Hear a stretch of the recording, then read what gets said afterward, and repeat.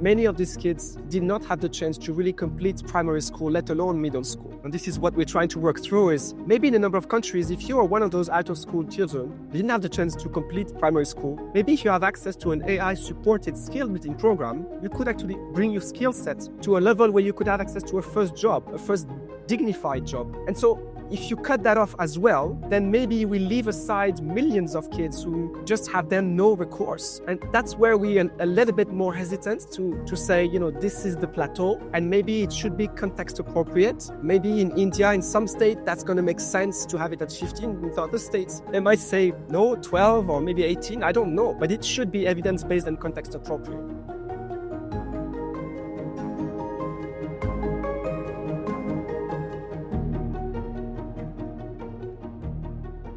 Welcome to the Regulating AI podcast. We are here live at the India AI Impact Summit. I have Thomas here with me from UNICEF. Thomas, please welcome to the podcast. Thank you so much. It's great to be here.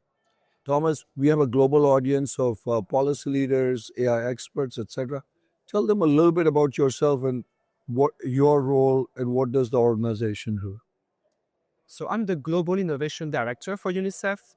And in that role, part of the role of the innovation team is to understand new technologies and the power they represent to advance the agenda for children.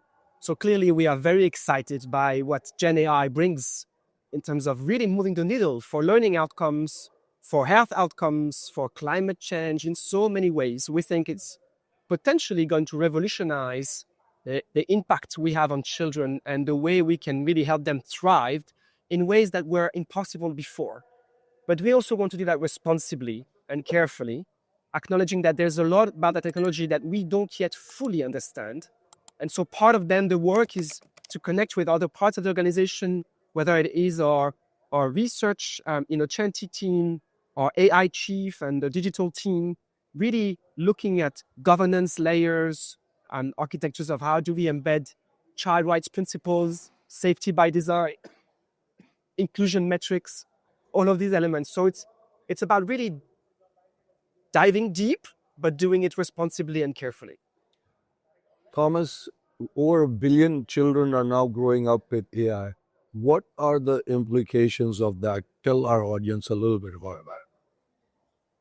I don't think anybody fully understands yet what that means. Even those working in that field, and that certainly I would include myself, we see a tremendous amount of opportunities and possibilities. Sorry. As I said, if you look at education today, 7 children out of 10 today in the world cannot explain to us a text that they read in class. We believe AI has the potential to completely transform that.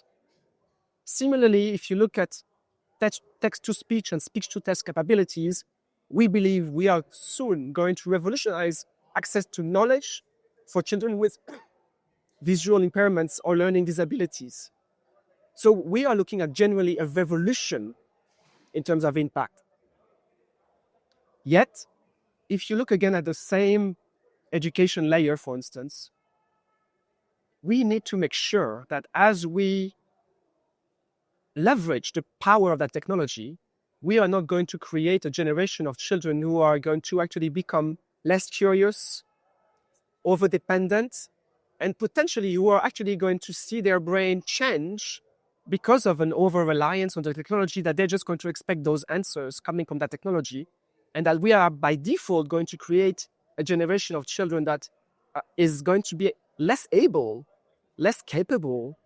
And we believe that to some extent, the world has made that mistake, us included, with social media, with drastic consequences. I would posit to you that people like you and I already read a lot less than we were ever before. We are less capable of focusing our energies and mind for longer periods of time. And the children are suffering for that 10x. And part of our intent as UNICEF is to make sure that we don't replicate the same kind of mistake and that we actually enter that field with the knowledge of the power that represents and the long-term risks. So, Thomas, just briefly, how do you keep that balance You want to give AI to people, but don't want to lose the creative, the curiosity, the innovative. How is that balance? People are still trying to figure that out. What are your thoughts on that? Our sense is it takes a whole of society, right? Because this this is definitely a revolution for the world, for society, and we need to address it as such. So it's not just a government issue or a private sector partner issue or an educator issue or a parent issue. It's all of us, civil society, including academia. So part of what we are trying to say is everything we do has to have child rights and safety at the center. It has to be looking at age appropriate use. In many cases, UNICEF is advocating to say, in many cases, up till a certain age, AI should be derived and managed by the human in the loop, a teacher, a facilitator, an adult, not by the children themselves. And that could be guided and supported by the adult, but not directly to the children. We need to look at AI literacy for children to understand very early on the power and the risks and the limits of that technology and what that represents. We need to have redress mechanism. People, parents, teachers, children need to understand, how do I look under the hood of any of that technology? I need to understand how the technology get me that answer. I need to be able to query or to challenge this. So we need to have redress mechanism and to be able to enforce those redress mechanisms. We believe also that children need to have a voice in how those solutions are actually helpful or not helpful or dangerous to them. And last but not least, we believe we need to be intentional in getting children to be a part of the governance of those systems and frameworks that we are establishing, because those are going to change their lives and the lives of their kids. We are establishing parameters now that are going to affect the world for generations.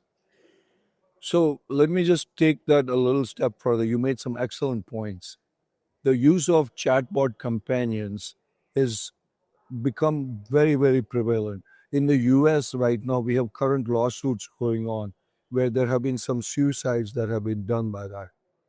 You have expressed some opinions about chatbot companions, which may be going contrary to what others are.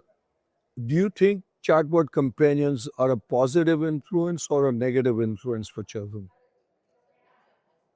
Part of the challenge that you have there is attention, right? So, and I will give you a few tension points. One is, if you look at young people, generally adolescents struggling with mental health issues, on average in the world, UNICEF and our partners are only able to identify about 13% of adolescents struggling with mental health issues.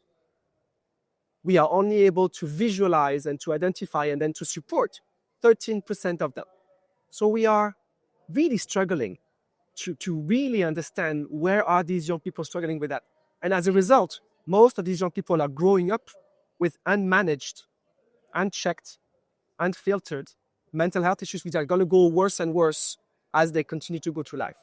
In that way, if we can find a mechanism for chatbots or for automated system that can help us surface and potentially act as a first line of defense or line of engagement for these young people to understand and to feel that they have a safe space in which to talk about their mental health issues, that could be a great thing, because it could enable us to suddenly give them a voice, give them a space that they feel is safe, and potentially to then offer us a referral system for those of them struggling with very deep-seated issues.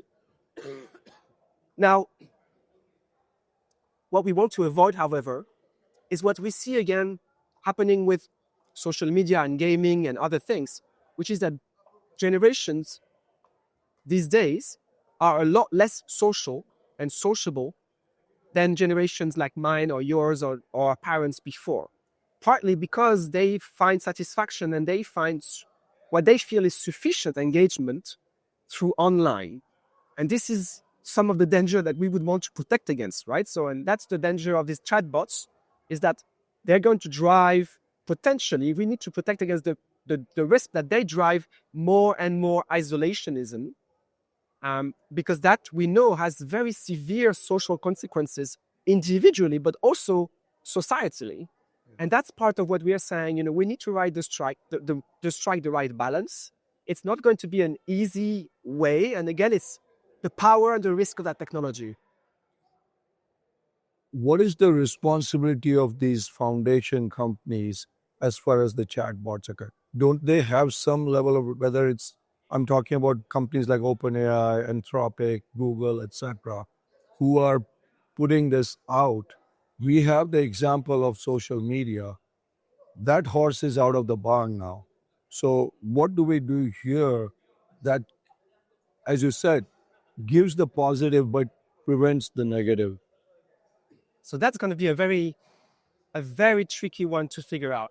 And very much, I think, because the social media, we haven't yet sorted it out, right? And we haven't yet actually figured out how do we manage accountability frameworks for that. And this is partly what we are pushing, what we are advocating for in global governance mechanism, is to clarify accountability frameworks and also to have impact measurements, regular impact measurements, so that we can actually say, this is working well, this is not working well, and maybe find a way for everybody to feel that it is something they benefit in following. And to our mind, the overall responsibility of setting the line will be governments, right? Those are governments or regional blocks. Like the EU has an AI Act, which is quite strict, and that sets the frameworks and the standards and the rules, and will be enforcing it.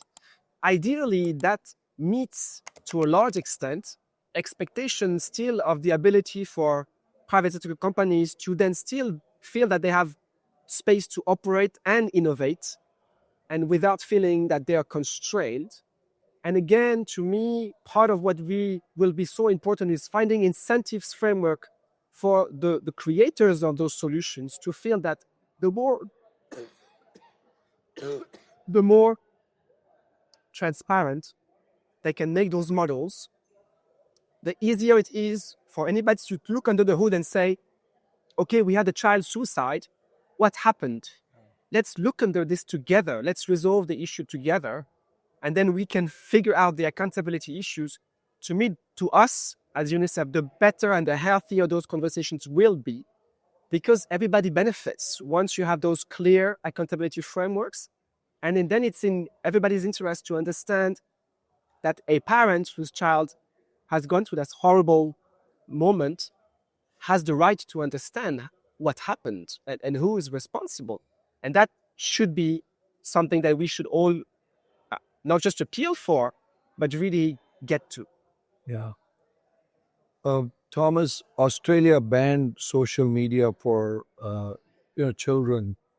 You have come out saying that social media should not be banned for all countries because social media in many cases is used for educational and other purposes in many countries. Explain to our audience, because there are parents of teenage girls, etc., who are dealing with this issue, and their worry is add that to AI and AI generated content and deep fakes, etc. So, to explain to them what is your reasoning behind this. So at the outset, I would say that we as UNICEF are still working through a firm position on this. This is work in progress at our field. I want to be very transparent. Of course. Part of what we are trying to work through is, to us, any policy on children should be evidence-based and impact-based. And so, on the one hand, we totally agree that any use of AI should be age-appropriate. So now we're talking about social media, but there's many other things that are AI-enabled. Yes. That are going beyond social media. But I understand, because social media is, of course, a thing of today's conversations. So age-appropriate is absolutely key.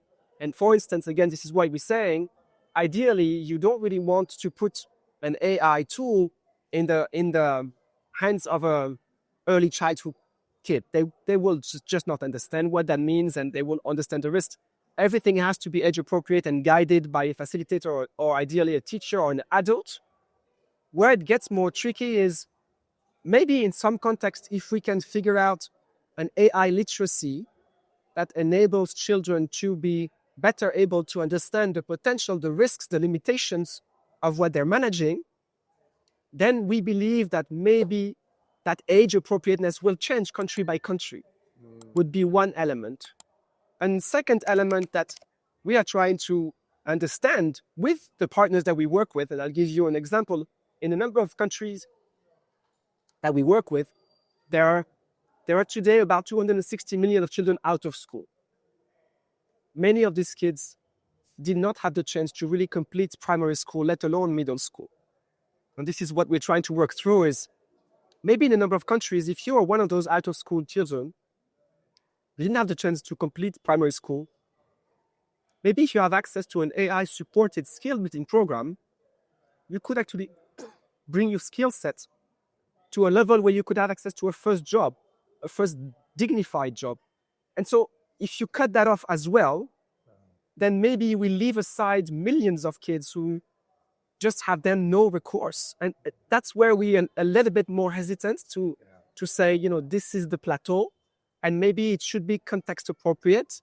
Maybe in India, in some state, that's going to make sense to have it at 15. In other states, they might say, no, 12 or maybe 18, I don't know. But it should be evidence-based and context appropriate. Thomas, finally, there are a lot of world leaders here who came here, President Macron and President from Brazil, etc. A lot of them are going to be watching this. Give a message to them that you would like them to know about children, because a lot of policymakers will listen to you. This will be pushed out in the next 6 hours. The camera is yours. So I think Prime Minister Modi really delineated that quite well, and President Macron as well. What we are building today will shape the world's future and the lives of generations of children moving forward. If we want to be truthful to the power of that technology, we need to think of the users of the technology, and we need to make that technology a tool for the generations of the future to thrive through it and really benefit from it and not be the victims of it. And that means building safety at the heart of any of those AI solutions, models, ecosystem, governance, having children as not just users, but shapers of that technology and actors of that governance. And really thinking of inclusion by default, we need to also just never lose sight of the fact that as the technology continues to advance and move so fast, it does create the risk of children in urban settings suddenly leaping ahead of children in rural settings, children with disabilities, children with no connectivity. So we really need to make sure that we systematically think of inclusion as a default setting of those technology settings as well. Thank you, Thomas. You're doing amazing stuff, and I think all of us should be there to support you. Thank you for being on the podcast. Thank you for having me. Real pleasure. Thank you. Thanks for tuning in to the Regulating AI podcast with Sanjay Puri. If you enjoyed today's conversation, don't forget to leave a comment. We'd love to hear what you thought. Share it with someone curious about the future of AI, and join us next time for more stories and insights from the leaders shaping what's ahead, right here on the Regulating AI podcast.